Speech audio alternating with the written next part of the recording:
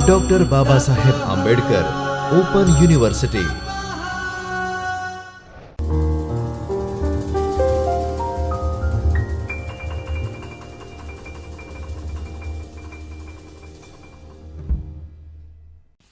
नमस्कार।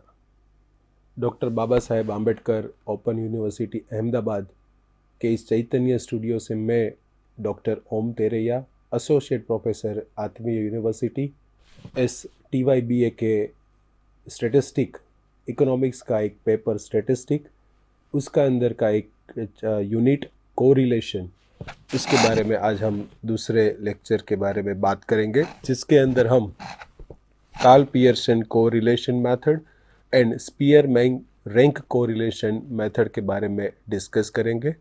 तो आओ बच्चों, समझते हैं कि कार्ल पियर्सन मेथड क्या है। ગયા લેક્ચરમાં આપણે પ્રસ્તાવના, સહસંબંધનો અર્થ, વ્યવસ્થા, એના પ્રકારો, વિકર્ણની રીત, ત્યાં સુધીનો આપણે અભ્યાસ કર્યો હતો। ઉદ્દેશ કોને કહેવાય, સહસંબંધનો વ્યાખ્યા કોને કહેવાય, બે સ્ટેટિસ્ટિશિયનના મતે કોરિલેશન કોને કહેવાય એ સમજવા માટેનો પ્રયત્ન કર્યો હતો। એના ઉદાહરણો પણ આપણે અહીંયા જોયા હતા।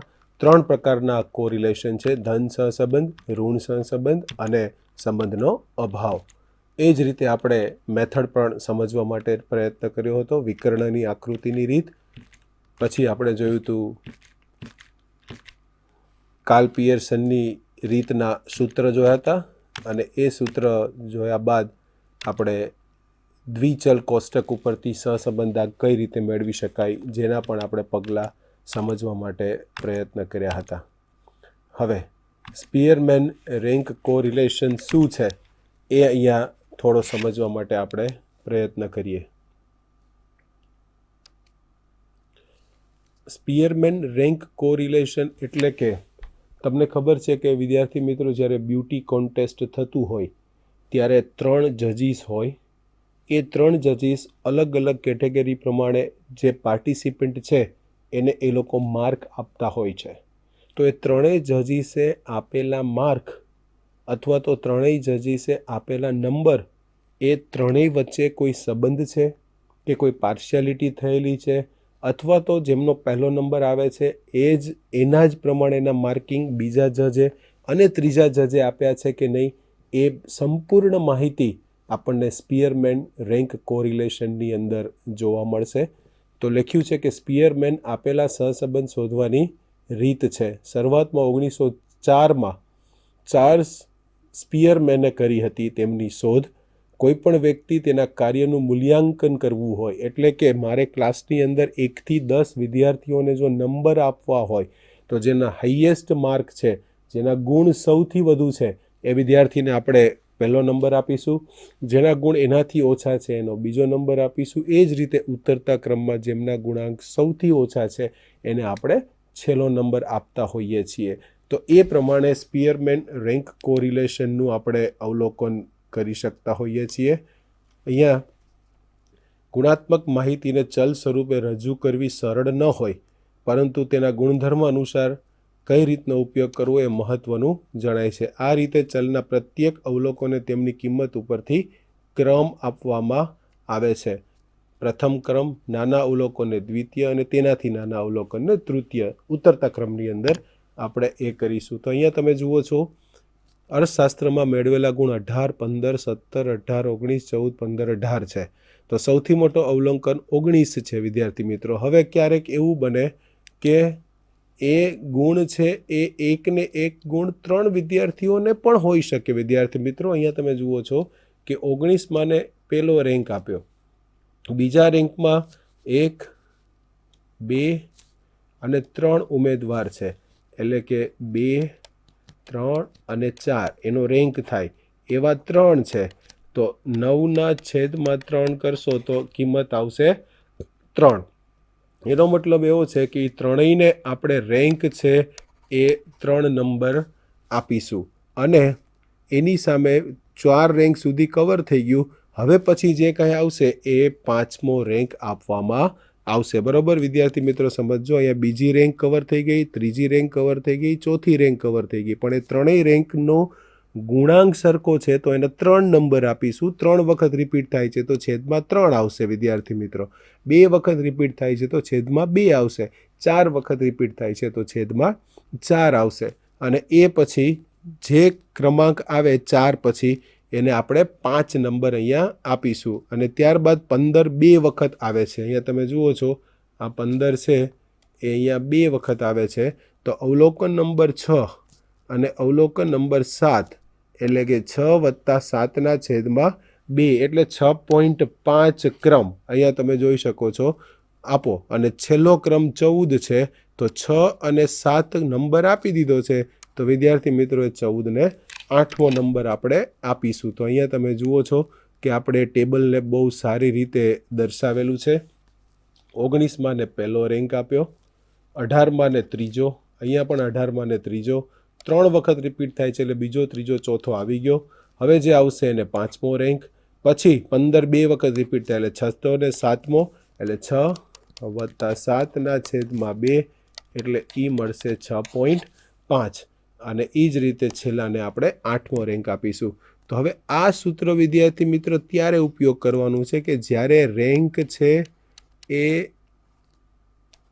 રિપીટ થતું નથી. અને આવા સંજોગોની અંદર જો રિપીટ થાય છે તો આ એના માટેનું સૂત્ર છે કે જ્યારે અવલોકનની કિંમત છે એ સરખી જોવા મળે ત્યારે અહીંયા આ સૂત્રનો ઉપયોગ કરવાનો. 1 - 6 સમેશન d². ડી એટલે શું વિદ્યાર્થી મિત્રો?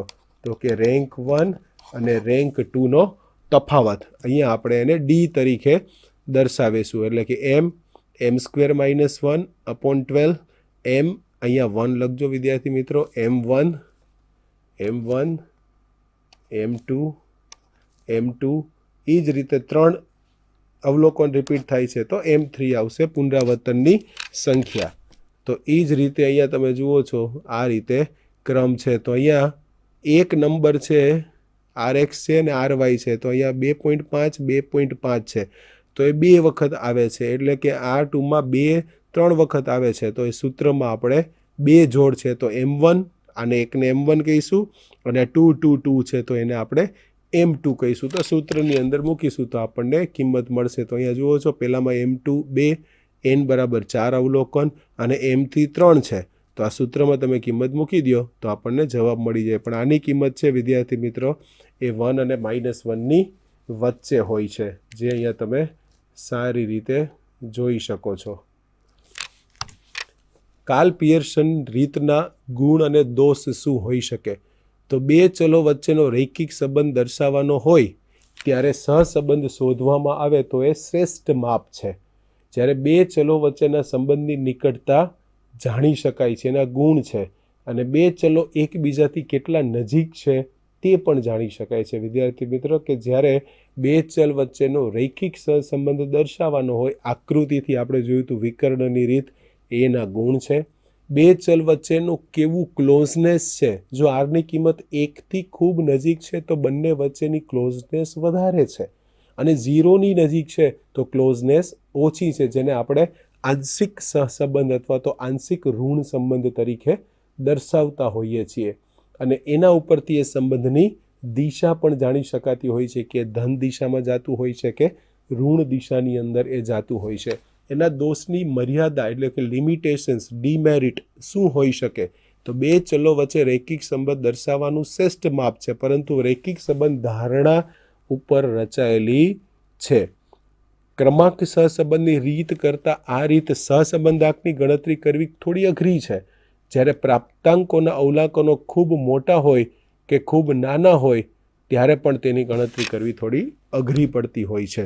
એટલે કે એના ગુણદોષ હતા કાર્લ પિયર્સનના. હવે ગુણદોષ આપણે વિદ્યાર્થી મિત્રો અહીંયા જોઈએ એ સ્પિયરમેનની રીતના ગુણદોષ છે. એટલે કે પ્રમાણિકતા, ગરીબાઈ, સૌંદર્ય, સ્પર્ધા જેવી માહિતીનો સહસંબંધાંક શોધવો હોય તો એ વધુ સરળ બનતું હોય છે.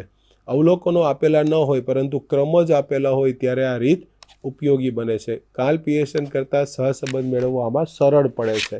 સૂત્ર બહુ નાનું છે, ઝડપથી કિંમત શોધી શકાય.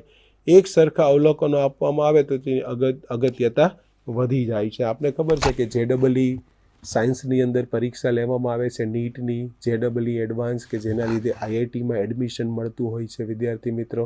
તો એવા સમયે 99.99% વાળા 100 છોકરાઓ હોય, છતાં પણ એમાં 1, 2, 3 નંબર આપવામાં આવે છે, કારણ કે બીજા પરિબળોને પણ એ ધ્યાનમાં રાખતા હોય છે. તો એવું નથી, 1 નંબર ઉપર 1 કરતાં વધારે વિદ્યાર્થીઓ પણ હોઈ શકે, પણ એની એવરેજ કાઢીને આપણે એનું મૂલ્યાંકન કરવું પડતું હોય છે. એની મર્યાદા શું છે આ રીતની? તો કે સહસંબંધાંક વધુ સરળ હોય છે, પણ ચોક્કસ હોતો નથી, કારણ કે તમે એપ્રોક્સિમેટ વેલ્યુ લ્યો છો.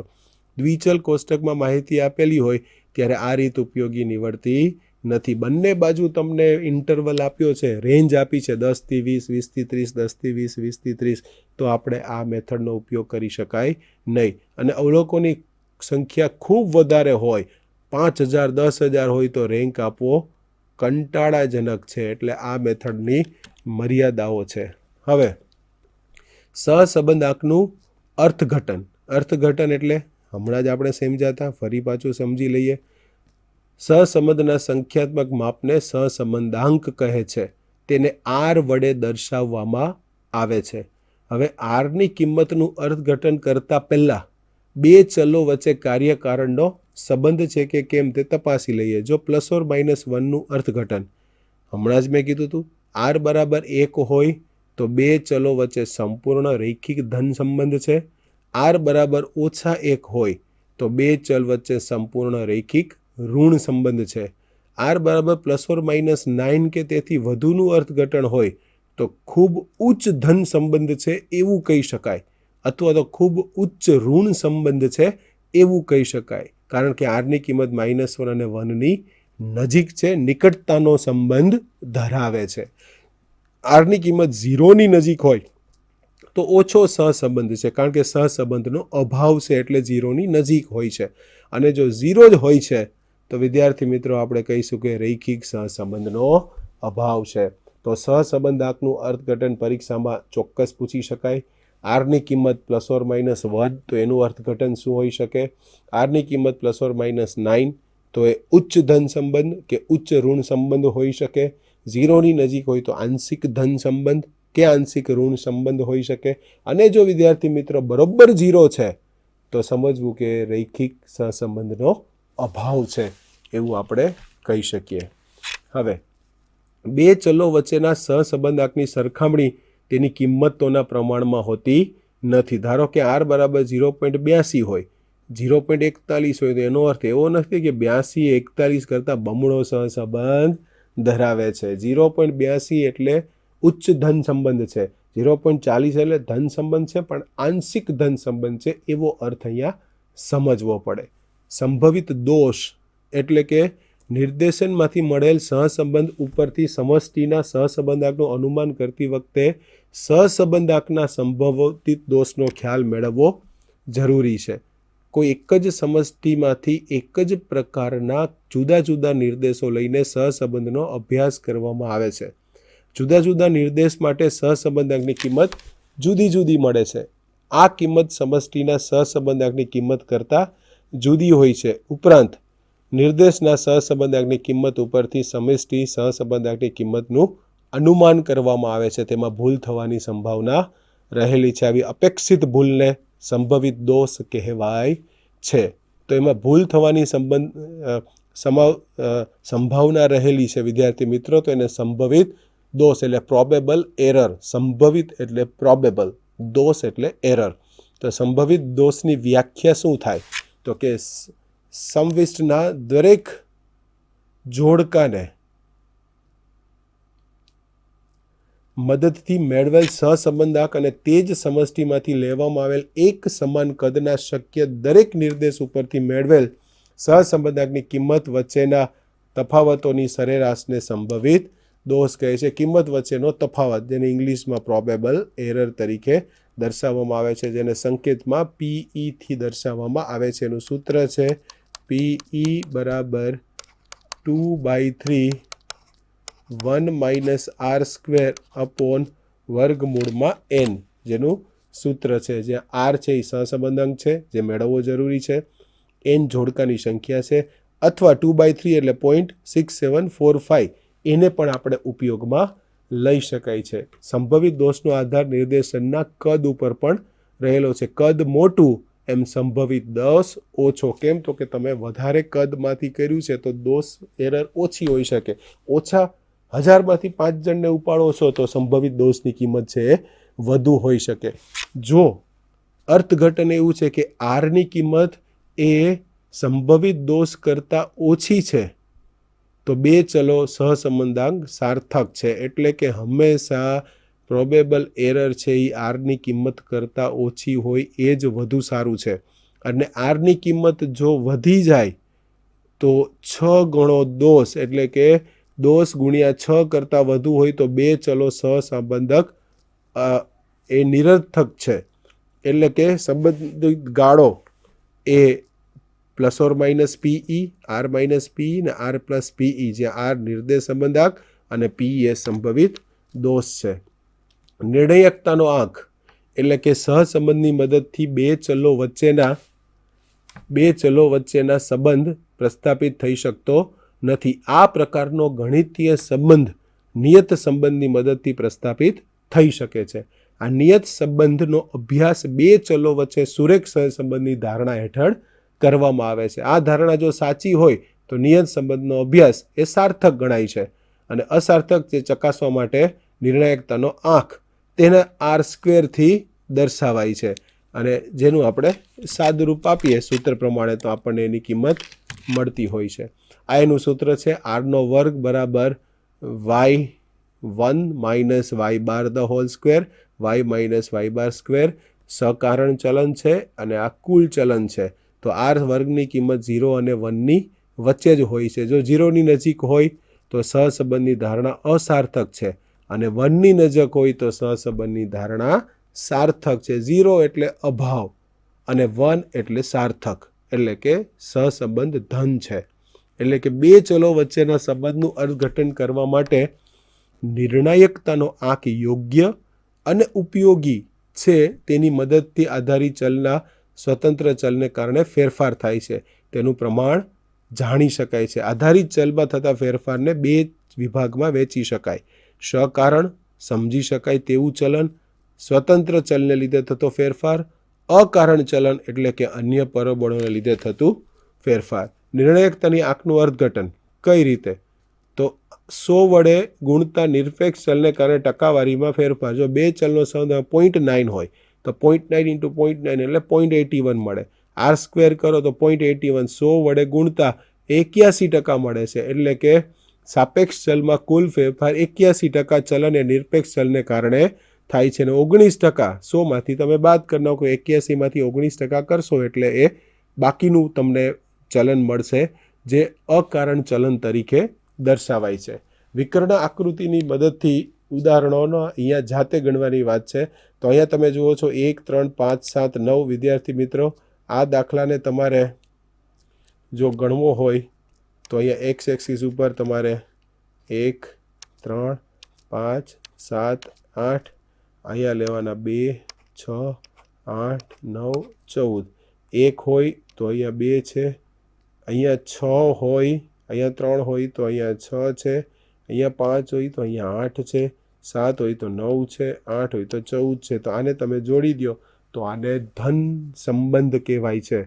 રાઈટ, અહીંયા જે તમને આકૃતિમાં દેખાય છે આ રહ્યું અહીંયા આકૃતિ તમારી સમક્ષ છે. હવે બીજી કિંમતનું અર્થઘટન કરો તો આ ટાઈપના બિંદુઓને જોડશો તો આ ટાઈપનું અર્થઘટન જોવા મળશે. એટલે કે બિંદુની દિશામાં થતા ફેરફારો તપાસવામાં આવે છે. તો એનો મતલબ એવો થાય કે બે ચલો XY થતા વિરુદ્ધ દિશામાં અને અપ્રમાણસર છે. કેમ? તો કે ડાબી બાજુ ક્યારેક ઉપર જાય છે, ક્યારેક જમણી બાજુથી નીચે આવે છે. અને આ બિંદુઓ છે એ સાંખ્ય રેખા ઉપર દર્શાવેલ નથી, આવેલ નથી. એટલા માટે એને કહેવાય કે આંશિક ઋણ સંબંધ છે. ઋણ એટલા માટે કે x વધે છે તો y છે એ ઘટે છે, તો એને ઋણ સંબંધ કહેવાય. 1 વધે અને 1 ઘટે તો એને ઋણ સંબંધ, બંને વધે તો ધન સંબંધ, બંને ઘટે તો ધન સંબંધ, અને કોઈ સંબંધ નહીં તો સંબંધનો અભાવ, એમ તરીકે એને ઓળખવામાં આવતું હોય છે. હવે સ્વાધ્યાયની અંદર વિકર્ણ આકૃતિ એટલે શું આપણે સમજ્યા, સવિસ્તાર સમજાવો એ પણ જોયું. એના ઉપયોગિતા લખો, વિકર્ણ આકૃતિના મદદથી દાખલાઓ ગણો. કાર્લ પિયર્સનની રીતના આ ઉદાહરણો છે વિદ્યાર્થી મિત્રો. આ ઉદાહરણો આપણે સોલ્વ કરવા હોય તો અહીંયા તમારે x લખવું પડે, અહીંયા તમારે y લખવું પડે. ડેટા નાના છે તો x નો વર્ગ કરો, y નો વર્ગ કરો, xy કરો. આ બધી તમે કિંમત સૂત્રની અંદર જે આપણે આગળ સૂત્ર જોયું હતું એ સૂત્રની અંદર આ કિંમત મૂકશો એટલે તમને જવાબ મળી જશે. સૂત્ર હતું summation x minus x bar y minus Y બાર છેદમાં વર્ગમૂળમાં x માઇનસ એક્સ બારનો સ્ક્વેર અને અહીંયા આવશે સમેશન y માઇનસ વાય બારનો સ્ક્વેર. આ સૂત્રનો ઉપયોગ કરશો એટલે તમે આરની કિંમત મળશે. આરની કિંમત છે એ હંમેશા -1થી મોટી અને 1થી નાની હોય છે. તો હવે યોગ્ય વિકલ્પ પસંદ કરી પ્રશ્નના જવાબ આપો. તો કોણે સૌપ્રથમ ઉપયોગ કર્યો હતો? તો કે કાર્લ પિયર્સન. મર્યાદિત સાધન છે સુરેખ આયોજનમાં, મર્યાદિત સાધનને કહેવાય છે સુરેખ અસમતાઓ તરીકે દર્શાવાય છે. સુરેખ આયોજનમાં સુરેખ અસમતા વ્યાખ્યાનું સમૃદ્ધ બહિર્મુખ બહિર્કોણને બહિર્કોણ તરીકે દર્શાવવામાં આવે છે. હવે અહીંયા તમને અલગ અલગ સૂત્રનો ઉપયોગ કરવો હિતાવહ છે, જે આપણે જોયું હતું. અહીંયા આ દાખલો છે. પતિની ઉંમર વર્ષમાં, પત્નીની ઉંમર વર્ષમાં, એક્સ અને વાય કહી દો વિદ્યાર્થી મિત્રો. યુ અને વીની રીતનો અહીંયા ઉપયોગ કરેલો છે. આમાંથી 32 એટલે કે અહીંયા તમે જુઓ છો તો 26, 27, 29, 30 એટલે 29 છે એ મધ્ય કિંમત છે, પણ 32ને તમે મધ્ય કિંમત તરીકે ઓળખો તો પણ ચાલે. તો અહીંયા 32 લીધું છે મધ્ય કિંમત. અહીંયા મધ્ય કિંમત છે એ 28 લીધી છે. તો એ પ્રમાણે તમે એનું સાદરૂપ આપશો તો 26માંથી 32 બાદ કરો એટલે -6, 27માંથી 32 બાદ કરો એટલે -5, 29માંથી 32 બાદ કરો એટલે -3, 32માંથી 32 બાદ કરો એટલે 0. બધાનો સરવાળો કરો તો 1 થશે, અહીંયા સરવાળો કરો તો 0 થશે. યુ સ્ક્વેર મેળવો, વી સ્ક્વેર મેળવો, યુવી મેળવો અને એક્સ બાર અને વાય બાર શોધ્યા પછી એ અપૂર્ણાંકમાં આવ્યા એટલે આપણે યુવી મેથડનો ઉપયોગ કર્યો. આ સૂત્રની અંદર તમે બધી જ કિંમત મૂકશો એટલે તમને જે છે એ જવાબ અહીંયા તમે જોઈ શકો છો 0.98 તમને જવાબ મળશે. એ 0.98 જે જવાબ છે એનો મતલબ એવો થયો કે એ છે એ સંપૂર્ણ ધન સંબંધ ધરાવે છે.